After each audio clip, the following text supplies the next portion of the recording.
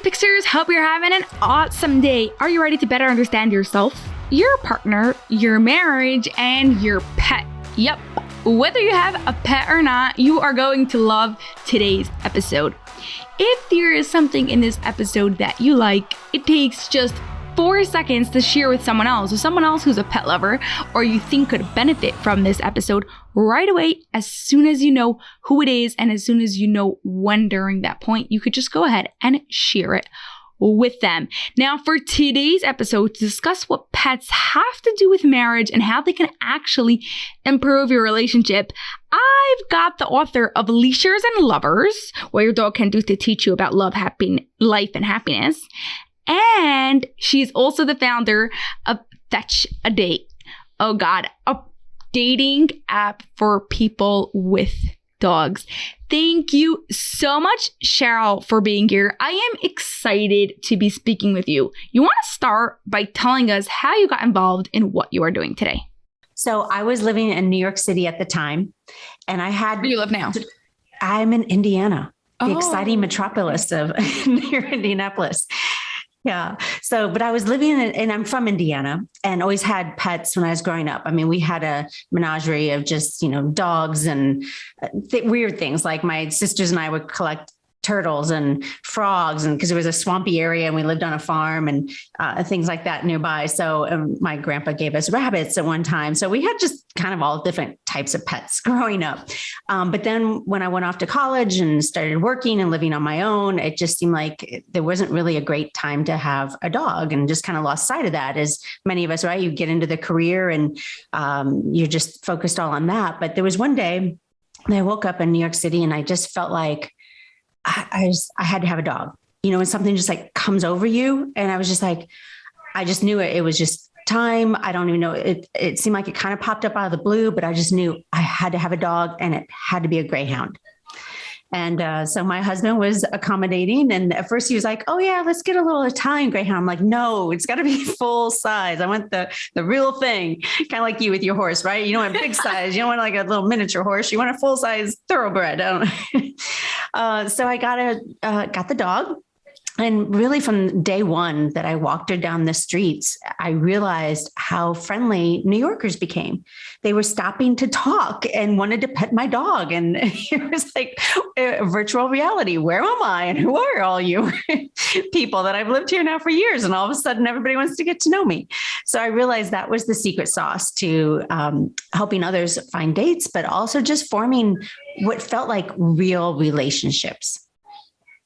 Why was this more real than just, I understand the breaking the conversation part, like it gives something to talk about, but why once you get past that stage, does it make the relationship more real? That's a great question. It just seemed like we went to other topics besides, what do you do for a living? Or, well, first of all, like you said, it broke the conversation of beyond hi, how are you doing? Those kind of things, or excuse me, whatever. But instead it was more like, why that kind of dog? Or are they really high maintenance? What do you do with a dog like that? How did you fit a dog like that in your apartment? Or so it just seemed like we started discussing other things, and they wanted to know more about my interests. And then that led me to reciprocating and asking more about them. So it just seemed like it immediately took a deeper dive than just what you might do for a living. Yeah. It goes into more of a personal aspect, I guess, of it. Like, how do you fit your dog in your house is a bit more of a, no, you live in like a studio or like a very New York thing. Yeah. Cause especially when I got the second Greyhound, and everybody knows that usually most people's apartments are really tiny. So it's like, how do you fit those in your apartment? But yeah. Okay. So do you find the people that were stopping you were more people that had animals or didn't have animals, didn't have pets? It didn't matter. And most of the time they probably, as I recall, they did not have an animal with them at the time. Now they may have had one at home, but they were just people in general, just walking down the street. Mm-hmm. Yeah. And then at what point did you decide to like really take it and make it into something? So you had this epiphany, but now we're going to go and do something with it. So I was doing acting at the time. I'm actually a former TV news reporter. But when I got to New York City, I decided to do what all the 8 million other people do. And that's send out a headshot and resume and audition. So I was doing commercial auditions at the time, but I started to brainstorm on what could be a fun TV show format that I could pitch to people.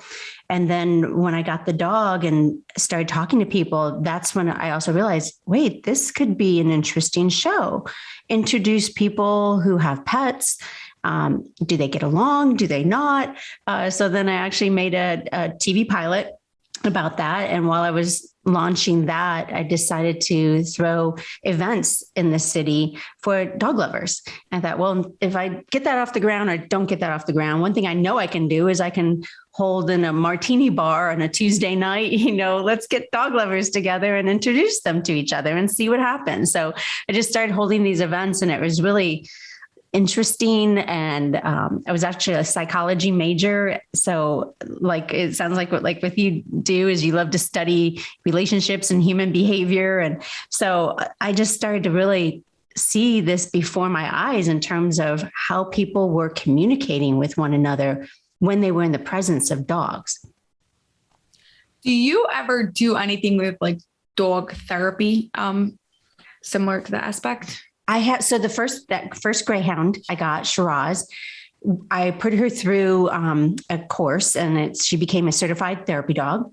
And so we would go to a hospital there in New York City. We went to Gilda's Club. And then also when my daughter went through a surgery, then we also had the experience of therapy dogs coming to her. I think it's such a great thing when people put their dogs through such a practice, and also just for the bonding that they have with their own pet, because they get to know each other more. There's more training that gets involved with that. And then they get to go and help others who, it's so true what they say, just petting a dog will lower your blood pressure, and it relieves stress. It gets you thinking about other things, aside from what ailments you might be experiencing. So it's so amazing. I encourage everybody to find one in your local area and take part. A lot of times you don't even have to have a dog.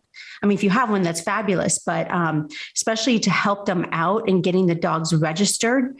A lot of times they need people to just kind of interact and put the dogs through the test. So, you don't have to have one. Kind of like in my app, Fetch a Date, actually say you can be in between pets. You don't have to have a pet at the time to make a profile in there. And that's what I call my no pet, no problem. I like that. What sort of training, out of curiosity, did your dog have to go through? Obviously, depending what they're doing, the training is going to be different, but what did it look like for you? It's mostly even temperament. So it does really help if you get your dog trained ahead of time. When you register them to become a therapy dog, it doesn't necessarily include training at that. They actually kind of prefer that you have your dog already trained ahead of time. In most places, the registration may take 6 or 8 weeks that you go through these qualifications, and they'll share with you what the dog will need to do. So it needs a good sit, a down, a stay, to not growl, obviously, at other dogs. I mean, the biggest thing is just, does your dog have a good temperament? Are they going to lunge at people, bark at people, or are they content to walk right by them and not be distracted by loud noises that may bang, or a wheelchair? And so that's where a lot of the people help out who don't have dogs, and they'll be walking around with crutches or in a wheelchair, or, make it feel like a crowd. Can they leave distractions alone? So it's mostly the temperament, but then if you have a good dog like that, then just, get some basic obedience training and you should be all set. A bit like emotional training for people. Yeah. Emotional regulation. Yeah. So do you see any connection in the way dogs behave and the way people behave? Not to lower people to dogs, because no matter how much you love them, I still think human beings are higher than that. But is there some sort of relation between humans and people? I think there is. And I think that we can tell a lot about a person based on the pet that they have. So it can be a dog, it can be a cat, it can be a horse, like you want. Okay, so what does it say about me, the fact that I like horses? I think it seems that you like to show that you've arrived. and not in a showy way, but yet in a confident way. That you've arrived, you have something to say.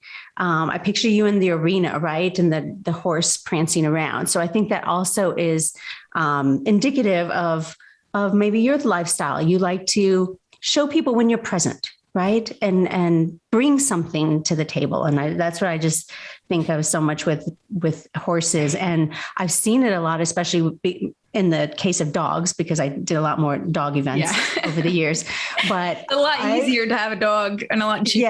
Yeah. Especially in a martini lounge in Manhattan. Right? Yeah. But it was really interesting. So many people who brought their dogs really did look like them. They look like their dog, or they just. What does that mean? Oh my God. If the person had a lot of freckles, it seemed like their dog had freckles. If the guy Do you think they picked out that dog because they connected with the fact that they both had freckles? I think just something even subconsciously, we don't always realize it, but we choose. It seems from the hundreds of people that I had at my events, time and time again, the picture of we would actually a lot of times have them all stand in front of our banner and get pictures. And time again, they looked like their pet, or the style was similar, maybe it was a shorter guy and he had a bulldog, right? Or they just seem to kind of resemble one another and characteristic, style, personality. So I think a lot of times it's unbeknownst to us that when we seek that out, but it does seem to happen. Do you tell that to people when they're on the app, like looking for a date, to take that in consideration? Well, I even go one step beyond that. So I don't have to point out to them, but in my app, you see their pet first. So yeah. So you decide I did that for a few reasons. One, you actually have more of a chance of success of people swiping right? Because who could swipe left on an adorable dog? So the chances are there's going to be more swipe rights based off of your pet.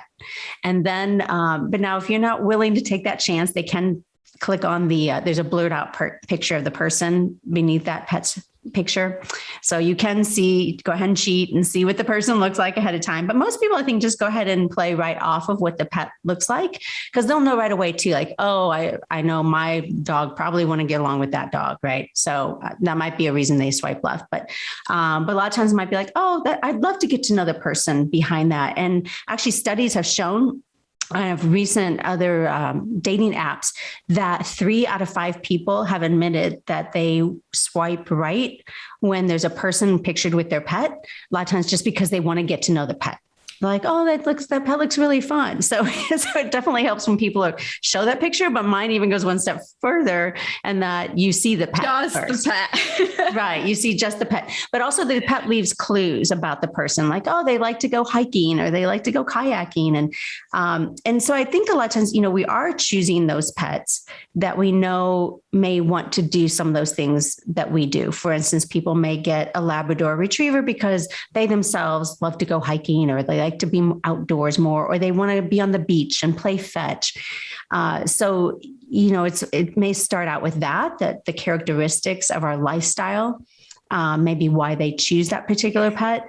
But then again, it seems like I have noticed, it's the guy with jet black hair who has the lab that's black in color, and somebody with more sandy hair, so it goes both ways, both in actual appearance and in look that they do. It's like we pick something that resembles kind of what we're used to. And you probably see that a lot, even in relationships, that, while there are mixed relationships or mixed racial relationships, most of the time, though, still we gravitate to what we're more familiar with. It's just kind of part of human nature. Yeah, 100%. And if you even go something as simple as names, like when someone has the same name as you, you're like, oh my God, they have the same name. And like, without even realizing, subconsciously, there's some sort of connection there. So yeah. Now, I know that you say that the relationship of your dog reflects how you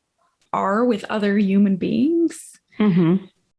Where does that come from? It's not like, I always thought of it as not in a bad way at all, but a way like sometimes single people will get a pet because like it adds like that sort of companionship. Like now when you're going, besides for, I didn't even think of the social that afterwards everyone's going to talk to you about, which like makes so much sense, but like, it's not as lonely. There's someone always there with you at any time. And so in that aspect with the relationships I thought of, but not to the extent that you talk about it. You want to share with us what you think? So I do think, and if I'm following your question correctly, is it why do people get certain breeds, you're saying, or the connection we have with them and having a pet? Yeah. The connection we have with having a pet. It's interesting of our connection in that it runs so deep, because when you think about it, we're with something that does not talk. Mm-hmm. But we obviously do communicate with our pet, but yet it's fascinating that we find such a deep connection with an animal that does not speak the same language to us, doesn't speak English back to us, or whatever that language may be. And so it's almost like we get along better when, we're the ones still more in charge. We're the ones calling the shots, the rules. We're the ones doing all the talking while they usually follow us. They're the ones always happy to see us when they're greeting us at the door, right? So it's a lot of I think the very base of that is the unconditional love and the lack of judgment. And that's where I think it really works, whether we're dating or in a married situation, is we want someone who can give us unconditional love without judgment. And as human beings, it's just practically impossible, right, for us to do all the time. When we study and we go deep inside and we work on ourselves, we can get better at that. But it just seems like it's so fascinating how with animals that they just don't do that with us. We can be mad at them 1 second, and 5 seconds later, they're coming back to lick our face and give us a kiss, right? They get over it. They don't stay mad at us. They're not yelling back at us. So it's just, they come right back and as if nothing happened. So they don't hold those grudges, right? They're not cursing back at you or remembering that time 3 years ago when you said this. Right? So I just, it's amazing. And, and nowadays, most pets, dogs, cats, and what have you, are even in our bed sleeping with us. So it just seems like the bond has gone so much deeper. And, I feel like just from the time I was a kid, my parents didn't allow our dogs in the house. It just, we were on a farm where our house was next to the farm, but it just wasn't kind of the protocol. And I think that kind of always bothered me, or I wanted a closer relationship. So I knew that when I got my pet, things were going to be different. And now I can't imagine my pets not being in the house. I mean, they're everywhere with me. I try to put them away when I do a podcast or so. And I've got one here at my feet and one's upstairs and one's in another room. So they're just with me regardless of wherever I go. But I think it really does come down to that. They don't judge, and just the true feeling and meaning of unconditional love. Do you think that, I think people are also more forgiving of animals than they are of people. So yeah. The question is, if people, by having a dog and having this so-called unconditional love for their dog, the opposite, like they're getting the unconditional love from their dog, so they're now like reciprocating it back to the dog, if that afterwards goes to other areas of their lives and their relationships. Yeah. And you're right. And a lot of times it does seem like we forgive them more easily too, because one, they're just so darn cute, and we look in their eyes, and actually just their eyes releases in us the oxytocin, which kind of brings up those feel good feelings of like, yeah, how can you stay mad at them? And when they might've just peed on your floor, right? Or they just chewed up that new pair of shoes you got or something else. So, but it does seem like we can be more, we can more easily forgive them, and more than our counterparts and, our human counterparts and partners in our relationships. So I think if we could remind ourselves that they don't have ill intentions always. But animals don't. I think they don't. I think that's part of it. We don't think that they have an ulterior motive necessarily, although some people may differ and go, no, I know my dog chewed up that pair of shoes because they were mad at me, right? Because I didn't take them to the park that day. Oh God. Yeah. But so we might, attribute things like that, but it's really not true. They're not getting back at us, even though they pee on the floor. It's just, they're not completely trained yet. Just like we need to train our spouses, right? We just need to train each other. Only training our spouses would be as easy as training a dog. Yeah. If only it would be, right? Yeah. Maybe life would be a bit boring like that. I don't know. Yeah. Yeah. Okay. Now, how is the relationship with your dog the reflection of your own stability with human relationships? Oh, yeah. That's a deep one, right? Oh, it's so interesting. I think, and I've had a lot of dog people in particular tell me this, that one thing that they really do is observe how the person is treating their dog. And they'll say, if they notice that that person yells at their dog, right? Or snaps at them or yanks really hard on their collar, if they didn't do what they want them to do, they do interpret that as something like, "Ooh, are they going to be really short with me in the relationship? Are they quick to make snap judgments and or just simply snap at me? Do they have a shorter fuse?" So it is interesting. I think how we are with our pets is really a reflection of how we're going to be with people, because it kind of all rolls in the same direction. So now it doesn't mean that a particular lady may baby talk to everybody, everyone else around her, when they might just have that with their dog and all of a sudden go into baby talk, or that she wants to have three kids or maybe 10. I don't know, but it does seem like to them as like their babies, even when they're already parents. Right. Yeah. Yeah. It does seem like the apple doesn't fall far from the tree. Yeah. Yeah. I guess, like they say, hey, you do one thing, you do everything. I don't know if I believe it completely, but for sure in this aspect of how you have like patience for the people and the animals around you, how you're going to like deal with them, for sure has some sort of relationship. Yeah. Yeah. Yeah. Okay. So before we get to our final question, where could life picksters learn more about you, sign up for Fetch a Date, or get more information just from you, connect with you?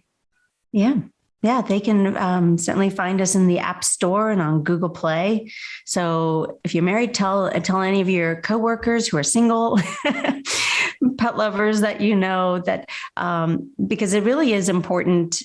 I think when you are, if they're seeking that person, or you're thinking about you're separated and you may be back out in the marketplace, it does help to have those commonalities, and being a pet lover is really key to people to know that about one another, because I think it is indicative of what's important in their life. And then also knowing that they're accepting of fur on the floor and on your clothes, and maybe chewed up carpet or wood banisters, wherever that may be, that you are at least on the same wavelength in terms of that.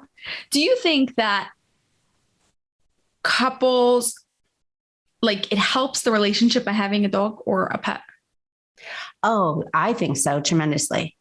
But that's where it helps. And that's why I created Fetch a Date too, so that each person going into it knows that this is at their core, that they're at least accepting of somebody else having a pet. And then especially as a married couple, they decide to get a pet together. I think it's such a beautiful way to instantly bond you, especially if it's, pre-kids. And I always tell people, like, the best precursor to having children is first get a dog or a cat, because you start to realize, especially with a dog, oh, okay, I do need to come back maybe every 7 or 8 hours, and at least make sure there's water in a bowl and food in the dish. But, and then then you realize when you have children, like, oh my gosh, pets were so simple. It's really easy, but it does, it's at least a precursor to responsibilities and taking care of something. And if you go off, you need that, whether it's a diaper bag or now you need the pet bag with, make sure you have little treats for the dog and poop bags and whatnot. So I think it definitely can help a relationship, because For one thing for sure is pets just make us laugh more. I didn't realize this till I read this in an article one day that as an adult, we only laugh maybe 10 times a day. And where children, for instance, laugh 300 times a day. So if you don't have children, especially, but you have a pet, it just seems like you look at them and they make you laugh. They do something silly, they make you laugh. They fall over, they make you laugh. So I think, if you want to laugh more and bring more happiness into your own relationship, definitely get a pet and you'll just be happier. Oh my God. I can't believe it. 300. Okay. So if you've been thinking about getting a pet, this is your sign. Yes. Get a pet. Bring your relationship closer. You have to work on those things, figure out who's going to be responsible for what. There'll be some arguments on that, but it'll bring you closer. Yeah. But you gotta fight about something. So, this is a pretty harmless fight. Yeah. Right. Wait, you allowed him on the couch? No, I don't want him on the couch. Yeah. Those are pretty simple, pretty simple ones to have.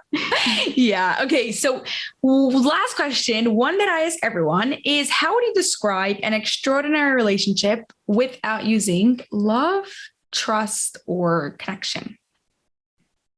Friendship, I think, is really big because when you're in a relationship with someone, I think friendship is great. And that's also what you'd have it with your pet and what the joy that they bring to you. Nurture is another one because you need to always keep working and nurturing and be with each other like you would also with your pet. And healing, I think, is also what they do. Pets bring to us, and that if we could do for our partner as well, to just be supportive and kind to them. And that brings healing of all kinds. I love it. Bringing the pet aspect into every single aspect of what you do. Do you ever not think about pets? Yeah. Do you ever not think about pets? I'm sorry? Do you ever not think about pets? It doesn't seem like it. No, I think they're. And is your life really better? Do you laugh more because of it? Oh my God, so much more. Yeah. I think my life would be dry and boring without pets in it. And I told so I'm one of the few in my own family, extended family, that has a pet. And so you don't have to come from that, you can just have a love of it. But I tell everyone, I can never imagine my life again without ever having one. It won't happen unless I'm in maybe some nursing home one day and they don't allow it. I don't know. Then you'll be the one to convince them that it's much better. That exactly. That they need the therapy dogs lives with their pets. Or I'll make sure my family members know, don't put me in one that doesn't allow pets. It's got to have pets. But you've got time for that. Healthy and well. Okay. Thank you so much, Sheryl. This was so much fun. I really enjoyed speaking with you. Thank you. Oh, thank you so much for having me on. And if I could just leave anything, I hope everybody gets a pet. I think it's the key to world peace, right? That's a big one. A really big statement. That's all for this episode of the Life Picks University podcast, but I have a huge favor to ask of you that will not only support the show, but will also help the people you love most. We are striving for 1 million downloads by the end of 2025, and we can't do this without your help. If you love this episode, please share it with 2 of your family and friends so they too can rewire their brains to have an extraordinary marriage. It was awesome spending time with you, and I'll see you on the next episode.